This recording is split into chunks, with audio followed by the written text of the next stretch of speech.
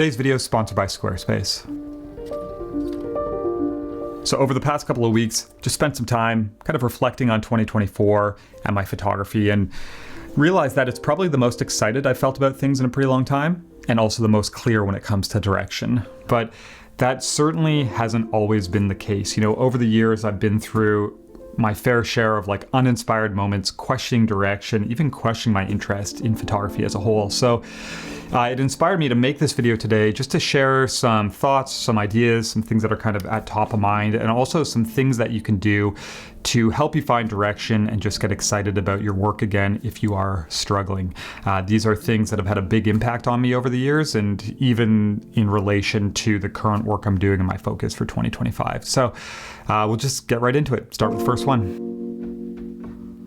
Okay, so first up is one of the bigger ones, but something I think we don't consider often as it's easy to kind of get locked in our ways, but this is changing your approach or the purpose of your work.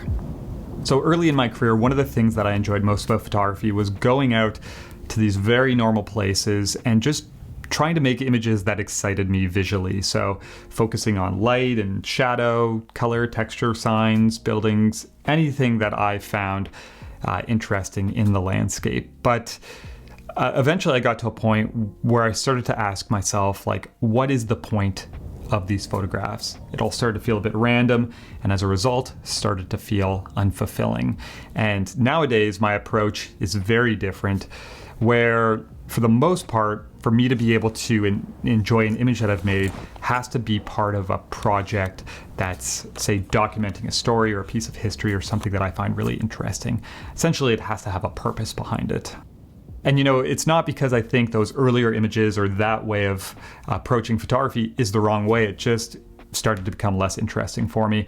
And whenever I think back to that period of change for me, it's always a really great reminder that photography can look so many different ways, and there's not one right way to do things.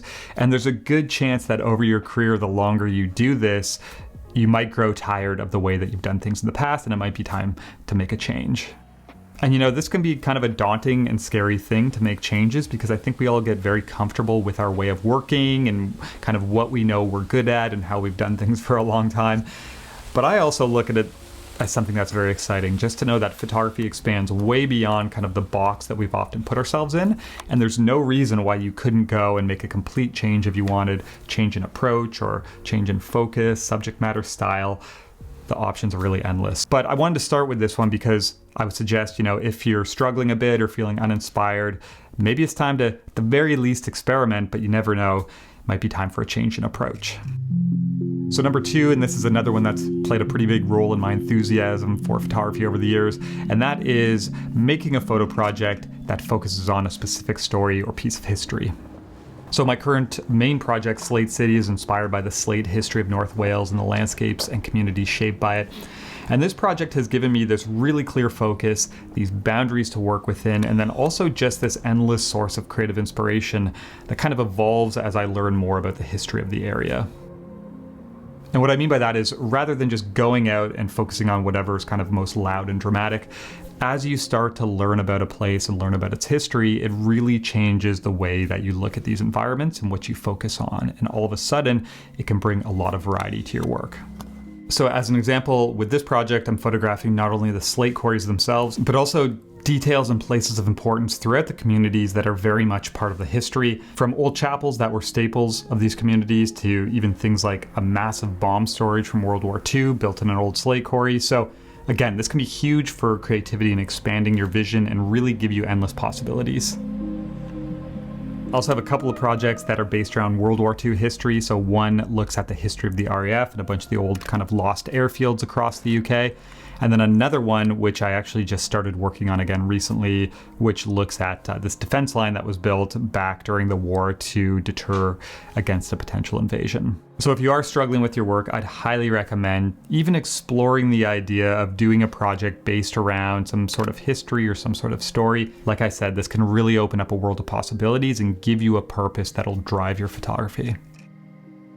Okay, so the next point, and this just expands off the previous one, this is all about the incredible opportunities that exist to do something important.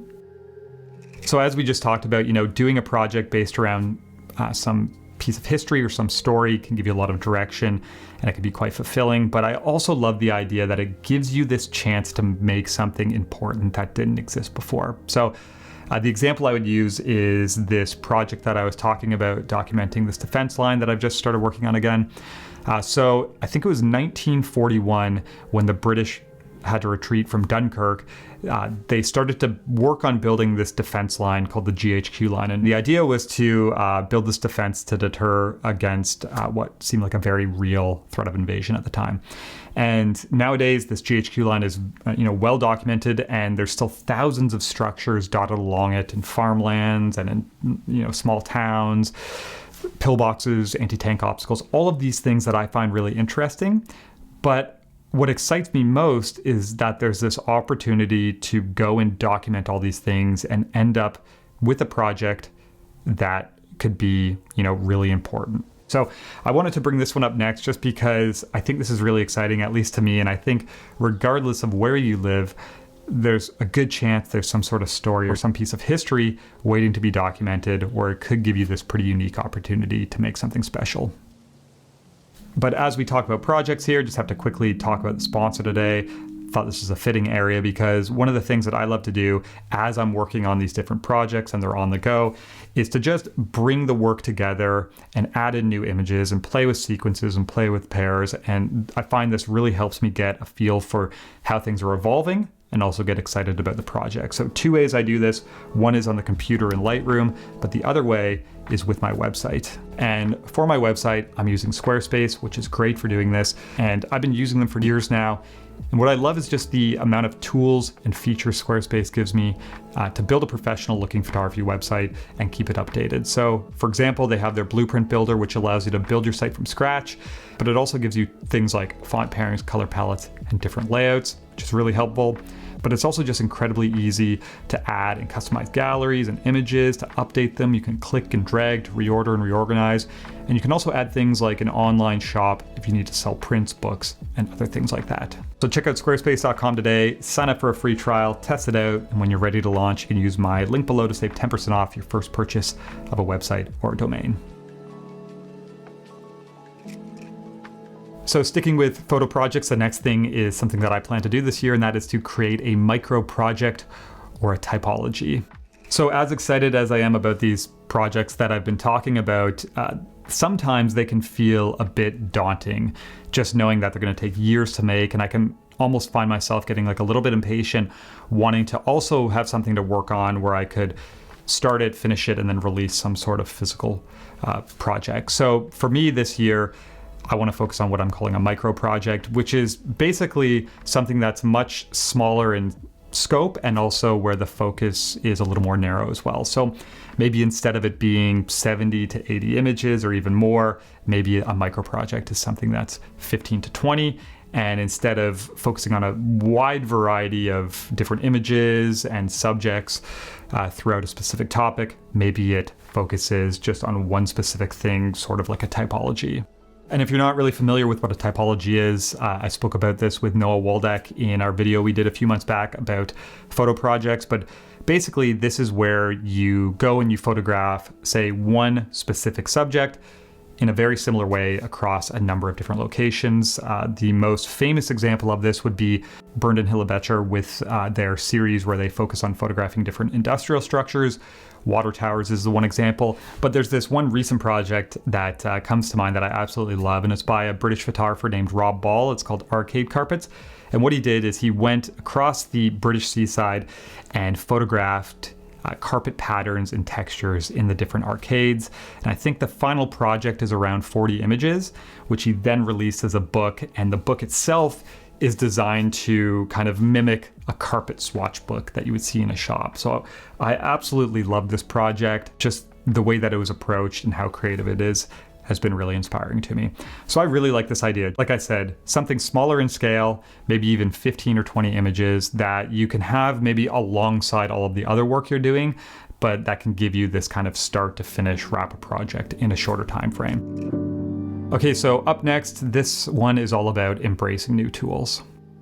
So a while ago on the channel, I did a video just talking about 2 photo books that have had a huge influence on me over the years. They're both by Stephen Shore. The first is Uncommon Places, which is very well known, favorite of mine. But for the work in this one, I think it was almost all made using a large format film camera. And then his most recent book, I think it's his most recent, it's called Topographies, another favorite of mine. For this, he went and used like a fairly affordable consumer drone.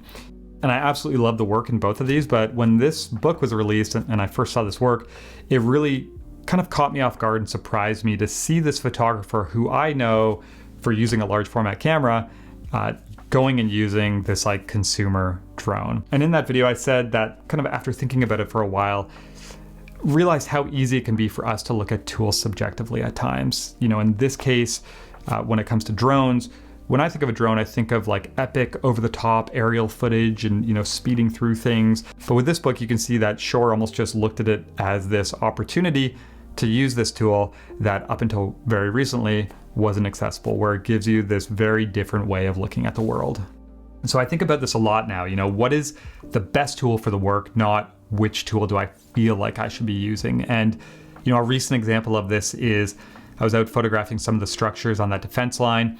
And over the past couple of days, I was using a 6x7 film camera with an 80mm lens on it. And I had this idea of maybe sticking with that combo to bring some consistency as I make the work. But I did bring along on the last day of working this drone right here, which is just a fairly affordable DJI drone that I bought after seeing this just to experiment with image making. And I was photographing this one pillbox and I decided to put it up in the air and just see how it worked. And it was almost like instantly things clicked. Just going up 10 or 15 feet, you know, that change in perspective just completely transformed the scene. And I think the effectiveness of the image and brought so much more context and impact to what I'm trying to document. So wanted to bring this up just to encourage you to think about the tools you're using and are you sticking with something because it's what you feel like you should be using or what you know? And if so, maybe it's time you experimented and tried some different things. Don't lock yourself in to one way of working. Okay, so next up, sticking on the gear front, and that is experimenting with gear as a creative motivator. So this is something for me that always gives me like a little bit of creative spark, but I think it can also inspire new projects at times. So with this, I'm not necessarily saying like go and replace your current 6x7 camera with a different 6x7 camera, but more so just like give yourself these periods where you go out and try something completely new or completely foreign to you, at the very least, just to have like a detached fun day of photography. So for about the past year now, this is what I've been doing. Every couple of months, I'll pick up some different tool or process. I started with pinhole camera, 4x5 sheet film. And then after that, went and bought this 100-year-old or over 100-year-old Kodak Brownie that shoots on 120 medium format. And then quite recently, I went out and shot my 4x5 camera using darkroom paper instead of film. And you never know where this might lead or what ideas might come out of it. You know, I love the idea of doing things like maybe pursuing some sort of historical project where you use a tool from that period. One of the ideas I had at the start doing this World War II stuff was to maybe use an old 4x5 speed graphic from the military. But even using things like, say, instant film or paper negatives or a Holga or even very old lenses or different filtration, kind of the options are endless. And I think there's a good chance that you might try one of these tools and it might give you this kind of end result that's very creative and could inspire one of these micro projects we talked about, or just something that is very different from your typical way of working. Okay, and the last one to wrap this up, and maybe one of the most important, is to set your own standards for success. So nowadays, the reality is that a lot of our time spent sharing photography and also consuming it is online, specifically on these social media platforms. And on these platforms, there's a certain type of work that's going to be most popular. You know, loud and dramatic images, epic landscapes, epic light, and so on and so on. Whereas kind of the quieter work or maybe more long-term documentary style work isn't going to be as well engaged. And I think that's just the reality of these platforms and how people are using them, you know, scrolling, looking at things for a second. But it is easy at times, I think, for us to post our work up, and when the reaction doesn't meet our enthusiasm for the work, even for a brief period of time, it can change the way that we feel about our work. I've been there before, just being honest, many times. So with that being said, I think it's very important to just get clear on who your work's for and who the audience is. And maybe it's not for a large audience, and that's more than okay. I think social media has distorted kind of our perception with things where we think, if something doesn't get thousands of likes, it means it's not good. And that's obviously not the case. So as a photographer, if you're working on, say, a documentary project, set a goal. What would success be to you? Maybe that is finishing the project, releasing and selling 200 copies of a book to a very specific audience who enjoys the work. When you can get clear on that, it gives you something to hinge yourself to, which can help you stay enthusiastic throughout the process versus just kind of dumping images onto the internet and having these highs and lows, as some of it resonates and some of it doesn't. Okay, so that's going to wrap this one up. Hope you enjoyed this. Even if one or two of these things gives you some food for thought and maybe helps you make a few changes. Like I said, I've been there many times before where I've struggled with my work and not felt excited about it. And these are just, for me, ideas and thoughts that have helped me out quite a bit. So anyways, that's it for this one. Like I said, hope you enjoyed. Thank you for watching, and I'll see you again soon with another video.